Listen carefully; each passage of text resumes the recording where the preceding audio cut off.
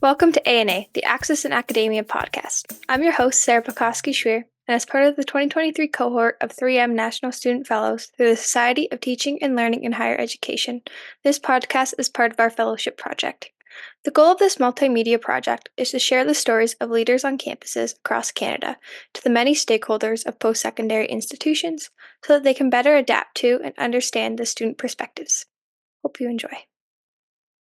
On today's episode, we will be discussing the importance of incorporating students as partners and its impact on the student experience. Our guest today is Taylor Wetzel, a Bachelor of Education student in the Junior Intermediate Division with a Teachable in History from Nipissing University. She's here today to discuss her experience with students as partners through promoting teaching history through experience. Taylor has traveled to Poland during her undergrad as a part of an experiential learning course called Into That Darkness, Memory of the Holocaust, taught by Dr. Hilary Earl, where she and 9 of her peers spent 2 weeks learning with a hands-on way the various dimensions of the Holocaust. So welcome, Taylor. Thank you for coming on to the podcast today. Thank you for having me. Yeah. So we're just going to start in with an open-ended question. Just could you tell us a bit about yourself? What drew you into education and studying history?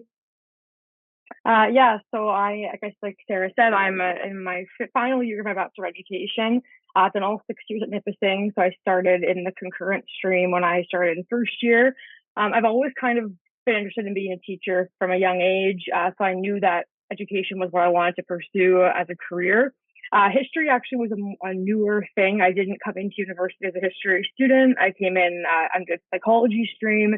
And then after the course that Sarah mentioned with Dr. Hilary Earl, that I think we're going to get into more later, I decided that history was something I was interested in a lot more than I thought, and I really wanted to pursue that. And I'm so grateful I did, because now history is my complete passion. I love the fact that I can incorporate history into my education and teach the next generation of students the history that we need to continue on so that we don't lose it in conversation. So that's kind of my background. So that's great. Do you want to tell us a bit more about the makeup of that experiential learning course, Into That Darkness? Maybe a bit about how students were selected, since it was just about 10 of you, or if there was a pre-travel course, a bit more about how that course was made up. For sure. So it was promoted in a bunch of different history. I believe it was only history classes it was promoted in. I was in the history class in my first year. We had to take a humanities credit. So I was taking a class and it was promoted during that class. And I've always kind of been interested in learning about the Holocaust specifically. So I thought I would go to the information meeting and then we had to apply. The application was just, I believe it was like one paragraph, half a page, kind of just about why you are interested in the course and what you could bring to the course and what you could bring to the learning to the rest of the students. And then from there, we had to drop them off. If Dr. Earl was in her office, we had like informal, informal meetings or interviews with her. So I was able to kind of converse with her and chat. And then she selected 12 of us were selected. So 12 people got to go.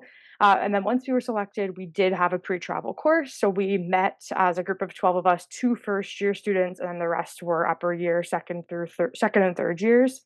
So we had to find times that worked for all of us to have pre-travel course, because we, of course, had 5 other classes on our schedules. And it wasn't very long. I think we only met 5 or 6 times for 3 hours, 3 hours of meeting. And during those classes, we just talked a lot about the Holocaust in depth. We did a novel study. So we read The Crime and the Silence by Anna Bacont, and then we had to analyze that, write a paper, and then talk about it. Now that I am graduated from my undergrad, it was very similar to how a 4th year seminar class was ran. So I didn't know it at the time, of course, but now that I've seen how 4th year seminars go, it was basically you do your pre-reading and then you bring it to class, you converse. Hilary was great. She would let us take a lead on a lot of things. She would, of course, guide the conversation, but she did let the 12 of us really take the conversation where we wanted to, any questions we had, things that we thought stuck out. And then we were also all assigned a different key event or key point in time in the Holocaust that we had to do a presentation on. And then when we presented, we essentially led half of the seminar. So we ran an hour and a half of the class on the event that we had to focus on. And then that just kind of helped everyone get a better idea of certain things in the Holocaust. And then, of course, we went to Poland and we did have a reflection journal while we were there. So we had to answer question prompts every day. and then submit them at the end for our final mark to be evaluated. Yeah. And so, yeah, you mentioned earlier that you weren't necessarily considering history when you started university. And so I'm assuming this course was a big impact on how that reflected into your decisions after. Because I know or that was your double major, and now that's your teachable.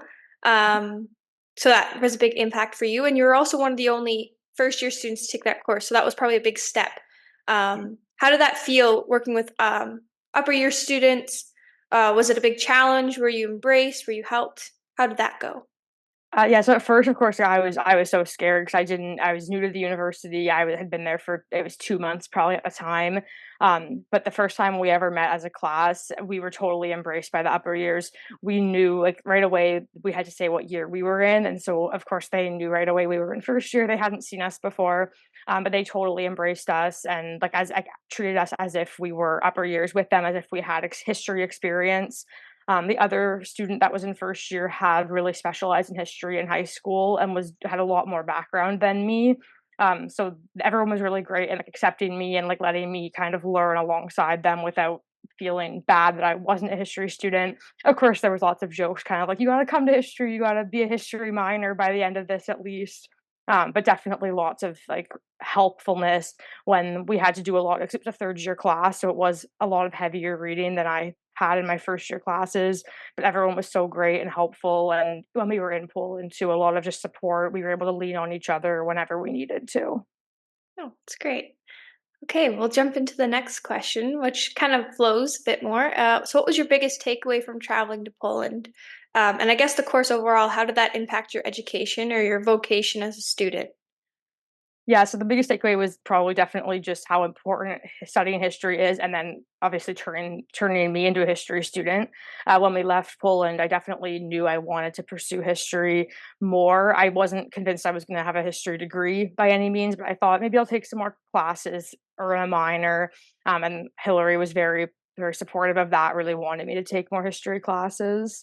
But the biggest takeaway was definitely just how important it is that we do study not only the Holocaust, but that was the case obviously for my class, but all areas of history. Because if we don't study it and pass it on to the next generation of students, it will get lost eventually. We can't rely on them hearing it through the news and whatnot because it is getting so past in time now that we need to be the generation that does learn about it, understand it, and then pass it on so that the next generation can continue doing that.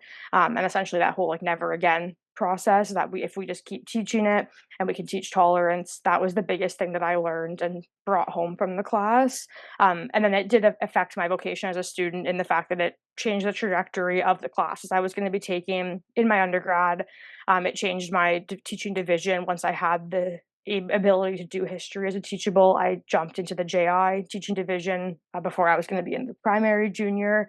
So that kind of changed where I want to teach. And it definitely opened more doors because now I know that like I really love teaching the intermediate grades. I never would have known that had I not Hmm. changed history, had I not been in the class. It all kind of worked out in that way. Yeah.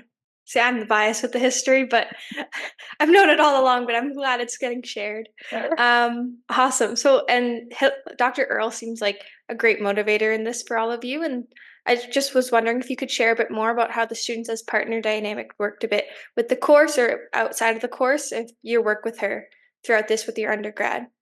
Mm. Yeah, so Hilary or Dr. Earl was so great, and my first encounter with her was this class. So I'd never been in a traditional lecture with her at all, whereas I believe almost all of the second and third years had at least maybe they hadn't had her as a prof, but they'd like encountered her because right, she's they'd been there for a year before us. She was on sabbatical in our first year, so she wasn't Hmm. technically teaching anything. So that's why I didn't actually have an option to take anything with her. So coming into that class being my first time meeting her and encountering her was definitely different than everyone else because they all knew her as like a professor that was very like taught from the front of a lecture hall, but I didn't have that before I met her for the first time. And she was fabulous. She very early on as well, like didn't care that we were in first year, second year, third year. She treated us all the same. We were all in a third year class, so we were all treated at that same level. Whereas most of the people in the class weren't actually in third year. Majority of us were first or second. So she didn't make us feel any different by any means, and she really took our opinions into account. Like during our seminars, like I said, she really sat back and listened. Like she would of course guide questions if we kind of came to a standstill or we're getting off the track. She wanted us to be on. She'd guide us back to where we should be for the book or whatever topic we were talking about. But overall, she really just sat back, listened. If we had questions, of course, she would answer them, and she would kind of like provoke us in ways that would make us think different. Like if we were talking about something, she would like really push us to think outside of what we were thinking about traditionally and make us think harder and deeper about certain subjects and not just at that face value that like maybe a book was covering. So she was really good in that. And then especially when we went to Poland, like when we were there, of course, yes, she was like older than us, and she was she's a professor. But when you were there, you like the dynamic was just like we were colleagues, we were travel partners. There was no dynamic that she was like on like a different pedestal than us. It was very much she, of course, has done the trip before, so she was acting as our guide in a way, but completely as if like we were all on the same level. She was asking us questions, we were asking her questions, just very comfortable with her. And there was it never felt like I was like less than her. Yeah, that's great. That's always what you want to hear, I find. Um, you never want that dynamic, and I feel like when you're in the undergrad, you're always afraid of the power dynamic, and then when you get to your masters, I feel a lot. Obviously, like, we're not in our masters, but from our friends that are and our peers that are, that dynamic switches so quickly that it's so abrupt that you almost don't know how to take it. That the going from that pedestal to colleagues in your master's and your PhD, you don't know how to take it because you're not used to it in your undergrad. So it's really great when you get to the students as partners aspect in your undergrad, that when students do eventually go on to their master's and to their PhD, it's not so abrupt. They're kind of more natural to it. You did have the opportunity to present at the Nipissing University Undergraduate Research Conference at March of last year on the education panel, which was Teaching History Through Experience. Could you tell us a bit more about that? Yeah, so that panel was put on by Anna Pearson. So she is a professor in the Bachelor of Education program at Nipissing and also a full-time elementary school teacher in French immersion. So I was in her class in like last year in our first year of Bachelor of Education. She taught us social studies for the JI divisions. And she was wonderful. I had met her once or twice in undergraduate just through Nipissing and like through my travel course. She works very closely with Hilary on like traveling experiential learning. And so she asked if we would be willing to do a panel, an education panel at this research conference to share the importance of experiential learning. Because of the COVID-19 pandemic, the only people at the university that have gone experiential learning are Bachelor of Education students, just because of how long the pandemic took out those learning courses. So it was myself, the other first year student that was on my course, and then another student who had gone on a course the year before us. So he was in second year last year, so year before us. So two different travel courses, two different experiences, and that was a really cool experience because we were education students at the undergrad research conference. We were the first time they'd ever had people outside of undergrad presenting, and it was also just a cool, like, an informal way to kind of share our experiences. So people were, of course, allowed to come and watch the panel, but there was no pressure. Anna had some guiding questions, but she also wanted us to kind of take the lead. So we sent her photos that we wanted to include and talk about. And then she put together a slideshow. And so we got to talk about those photos, anything that like she thought would like provoke a question she would ask. If the people watching us had questions, it was a very casual conversation just to share our experiences and the importance of experiential learning and how important it is to not only history education, but any form of education. So that was a really neat experience. And again, like Anna was fabulous through my class. Like I said, I'd met her and I knew that she was a really great professor. She was very similar. Like she really wanted to work with us as colleagues from the beginning of the class. She made it clear to us that she didn't think she was any better than us because essentially next year we will be coming out and working together, right? We're going to be colleagues in the school system. We're going to be possibly her teaching partner, depending where we get hired. Mhm. So she didn't want us to like feel like she was like any better than we were by any means. Of course, she has more experience and everything, but she didn't like take that to make us feel bad And the fact that she did invite three of us to sit on this panel with her was such a great opportunity to get to work closely with her and then share our experiences to lots of other educators, education students, soon to be education students. Yeah. And I think what it shows is that um, instead of that, like Dr. Earl or Professor Pearson um, presenting it on themselves, having you three come and present it at that on that panel, like it shows one your experience, but it also shows how they value your opinion. Because again, they could have just talked about the trips themselves and what they did, and they could have just got your testimonials and put it up there for them to present, but they rather have you share your opinions and your experiences themselves and have the audience pose questions if they did.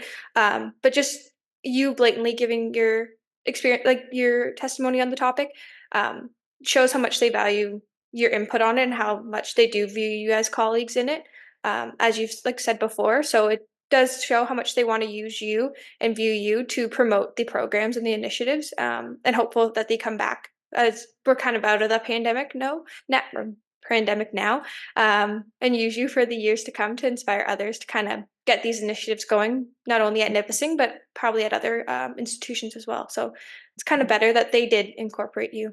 Yeah. Sure. Um, we do have only a few more questions, but having worked with Dr. Earl and Professor Pearson in a students as partners setting, why do you think it's important, and why might instructors at other institutions consider implementing this framework in their pedagogy? Yeah, it's like I said, like I think it's just so important because, like we've kind of said, it makes the it makes the student experience so much more fulfilling. I feel like of course it's wonderful to go to university, and I've never really had this experience, I guess, because of this university I went to. But I'm sure it's great to go and to sit in a lecture hall and to really learn from the best, which we I did get the opportunity to. A lot of our professors are very very well known in their field, but it's also so amazing to get to not only learn from the best, but to learn with them, alongside them, not just having them lecture from what they know, but to be willing, even if it's just something as simple as they're willing to answer questions during a lecture. I know at some schools, like you can't ask a question during a lecture because there's either too many students in the class, there's not enough time. So something as simple as that, just like being able to raise your hand and have the professor call on you by name and like know that what you have to ask will be valuable to the rest of the class. Anything like that just really I feel like fulfilled my education like very well. I think that it's just a great way for students to feel supported, for professors to keep learning too, because of course they are lifelong academics. We know that when they have their PhDs and their masters, but you never know when a first or second year student might just be so curious and ask a question that they've never heard Hmm. before, and it might make them think of something that they're like, oh wow, like I should look more into that. So having professors be willing to listen to first and second year questions and thoughts and ideas and bring their experiences, because everyone, especially at university, everyone has different experiences. Everyone comes from different towns, different parts of the country, and they all had different lived experiences before, so they might have something very valuable to share that maybe has never been shared in a certain class before. So yeah, if professors are willing to kind of build that into their pedagogy, I think it will really fulfill students, because then they'll feel valued and if they're important, but also could push the professors to continue learning in their field or expand into different areas within their field. Yeah. And I think what also is unique is we both went to the same institution, Nipissing, which is so small. And there are much larger ones to the south in like southern Ontario, and other provinces, but they're much larger. They're always going to have that influx of students when it comes to masters, when it comes to PhD. But when you go to smaller institutions, when it comes to masters, those are where instructors and professors are always begging students to come in, and they're having a harder time to get those students to come in for masters and for their PhD. But when you build the relationships in the undergrad through students as partners, that's when students are more likely to either come back, or tell their friends about their experience, tell their peers, and that's where the relationships build. And then you're less likely to kind of have to promote so much more when it comes to masters because you already have that relationship built, and students are more likely not so much to stay just for that, but the relationships are there and you can kind of build the connections earlier on. So it just helps with that too, I find. And like you said, you would never have stayed in history or never even gone to history. That wasn't what your career path was going to be when you started out in university. But just taking this one course and having that experience with Dr. Earl, it changed your whole trajectory. You're not considering your master's right now, but it just changed your trajectory so early on that when you kind of have these experiences, it's clear that it does change that for students. So having these experiences, it's clear that if you do it, it will change how students do. So just doing it earlier on in the undergrad, it will change experiences for students and might open doors for students later on. So yeah. Yeah, for sure. I was gonna say, like, open doors for sure. Like, it definitely, if they have that opportunity in undergrad, they know what it's like, right? We said that before. It's Hmm. that it's less of an aggressive change when they go to post grad.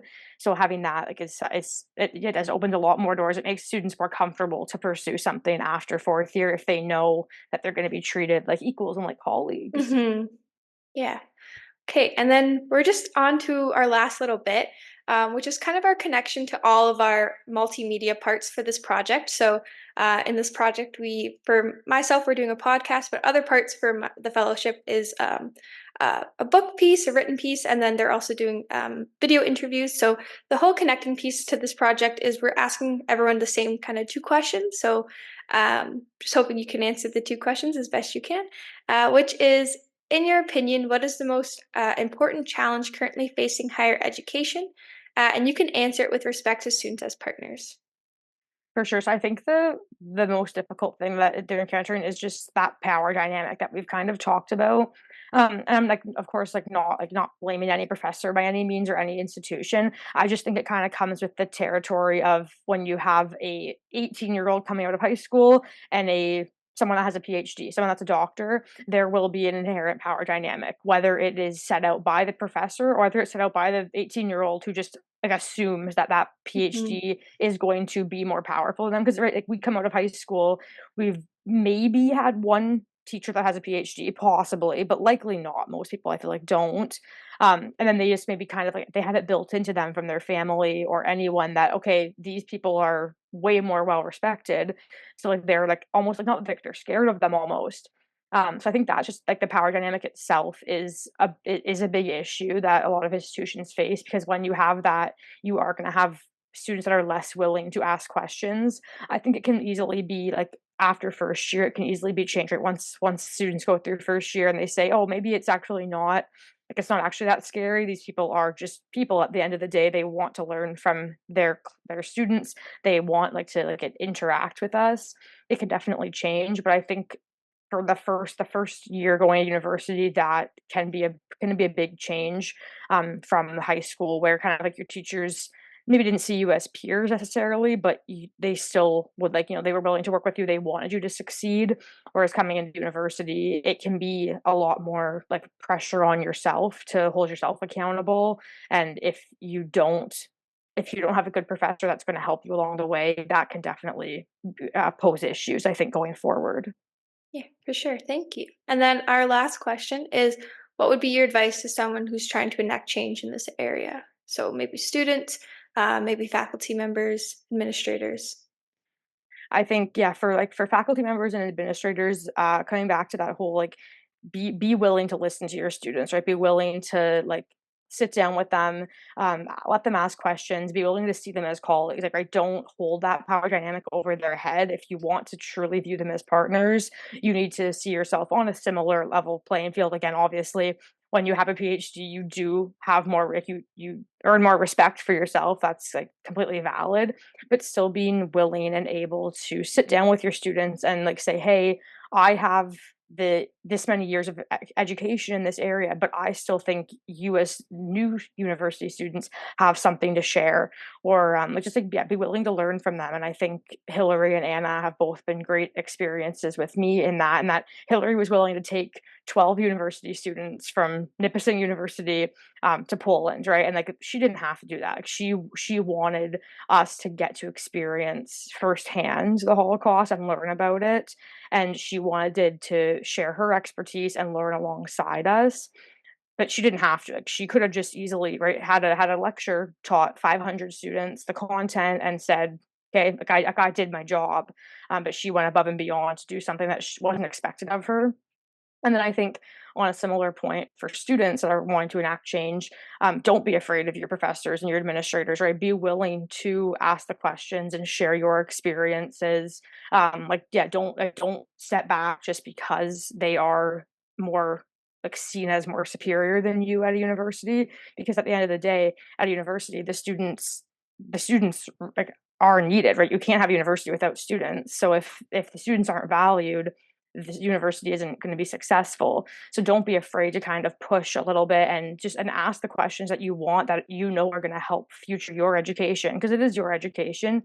And if there's certain things that you think you need to know better about a certain topic, your professors are there to help you and to make sure that you do feel well prepared going into post grad, B.Ed, whatever you're going to do right into the workforce, whatever you're going to do after school. Awesome. Thank you. Well, thank you so much, Taylor. It's been a pleasure chatting with you, and it's been really great conversation about the importance of incorporating students as partners. So thank you so much for joining us today. Thank you. Thanks for having me.